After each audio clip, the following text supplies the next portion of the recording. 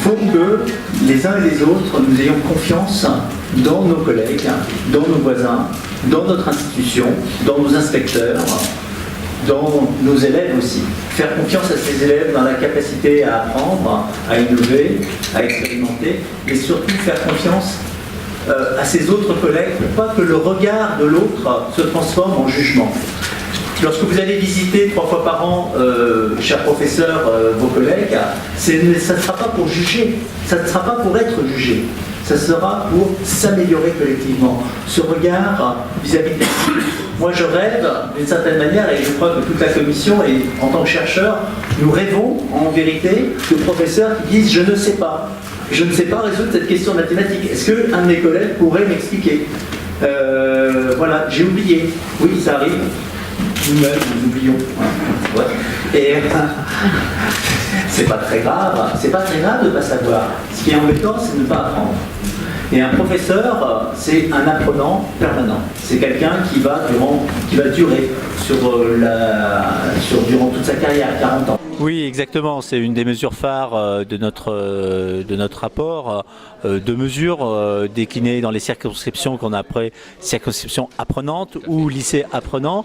Donc ça, c'est, j'allais dire que, vous savez, il y a beaucoup de circonscriptions, 1200, il y a beaucoup de lycées, on est à 4000, et on n'oublie pas le lycée professionnel, puisque une de nos mesures porte sur le campus. Donc l'idée, effectivement, c'est bien, disons, d'expérimenter ce dialogue mature, finalement, d'une certaine manière, entre professeurs. J'allais dire que les professeurs sont excellents dans leur classe. Ce qu'on voudrait, c'est qu'aujourd'hui, les professeurs sortent aussi un petit peu de leur classe. C'est-à-dire, sortir de sa classe, ça veut dire quoi? Ça veut dire pouvoir aller voir l'autre, et ne pas avoir peur d'aller voir l'autre. C'est-à-dire que ça, c'est quelque chose sur lequel on voudrait que les professeurs avancent un tout petit peu, c'est-à-dire cette crainte du regard. Et j'allais dire, vous voyez, le parallèle que je voudrais faire, c'est avec les médecins. Les médecins, c'était un métier très solitaire, vous étiez tout seul. Aujourd'hui, il n'y a plus un seul médecin qui veut s'installer tout seul. Il y a une prise de risque trop forte. Ils veulent se mettre en collectivité. Et donc nous, c'est un peu le schéma, c'est-à-dire le professeur isolé, on veut le passer dans une équipe rassurante. Je pense notamment aux stagiaires. Un stagiaire, ça a besoin de rentrer dans une équipe, d'être rassuré, et voilà, c'est un peu ça l'idée, c'est-à-dire que c'est l'intelligence collective qui vient disons, vous aider à entrer dans le métier et puis à vous soutenir tout au long de la vie dans vos apprentissages, et puis parce que le temps métier, enfin, et là j'allais dire que le proviseur a beaucoup vous êtes ancien proviseur je crois, et le proviseur a un rôle fondamental dans cette histoire. Alors, est-ce que le mathématicien que vous êtes pourrait voir une forme d'isomorphisme dans le fait qu'on incite les enseignants à apprendre entre pairs et que dans la classe, on incite l'enseignant à mettre les élèves en apprentissage entre pairs? Justement, ce qu'on dit dans notre rapport, c'est que les élèves apprennent dans le premier stade, c'est-à-dire dans la recherche, disons, d'idées, dans la verbalisation. Ça, c'est vraiment quelque chose entre pairs. Mais par contre, si vous voulez, il faut parler efficacité. C'est-à-dire qu'à un moment, le professeur est là justement pour guider juste ce qu'il faut pour pas que se substituer à la découverte de l'élève, mais il n'est pas là pour laisser l'élève, j'allais dire, dans son jus, entre guillemets. Donc là, si vous voulez, il y a un accompagnement très subtil et non dirigiste, mais quand même, il faut savoir que le professeur a envie d'aller, c'est l'exemple que je donnais tout à l'heure, j'ai envie d'aller à le cylindre égale 3 cônes. Hein.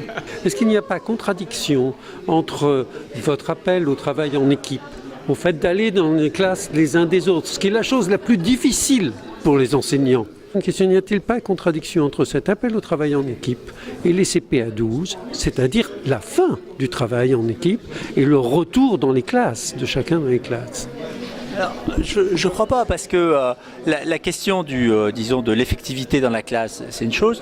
Nous, ce qu'on appelle, par exemple, dans notre laboratoire de mathématiques, c'est un laboratoire pour les adultes, hein. C'est-à-dire c'est pour les enseignants. C'est un lieu où on va parler librement, c'est un lieu où il va y avoir un apport étranger, c'est-à-dire étranger à la circonscription. Je ne crois pas une seconde, si vous voulez, qu'un système puisse se développer sur le temps long sans apport étranger. C'est-à-dire l'intelligence, par exemple, des IREM, de l'université, un regard extérieur, etc. L'enrichissement permanent, c'est quelque chose de fondamental. Et donc, c'est ça dont on parle. C'est-à-dire que il est certain que pour les enseignants, et j'allais dire, c'est ce rapport aux mathématiques très solitaire. On le voit chez les élèves. Je veux dire, les élèves, c'est « ah, j'ai trouvé », etc. Il n'y a pas de trouvailles collectives. Je je veux dire, on voit bien dans la recherche, bien sûr, à un moment, il faut signer l'article, etc. Mais quand même, les idées, le développement des idées, c'est quand même dans la collectivité.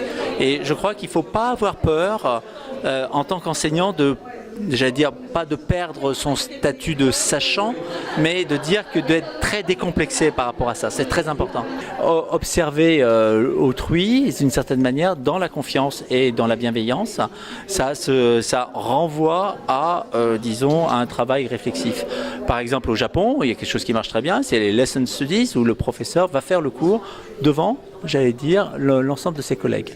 Et c'est-à-dire qu'on est vraiment dans un rapport professeur-élève, d'une certaine manière, mais dans l'observation. Et ça, c'est intéressant d'apprendre dans l'observation, de voir voilà, qu'est-ce qui se passe, comment réagit le professeur, sans être lui-même intervenant. Dans le CP, dans les classes où on a plusieurs intervenants, c'est très intéressant, mais c'est un autre sujet. Merci beaucoup, monsieur. Voilà, merci.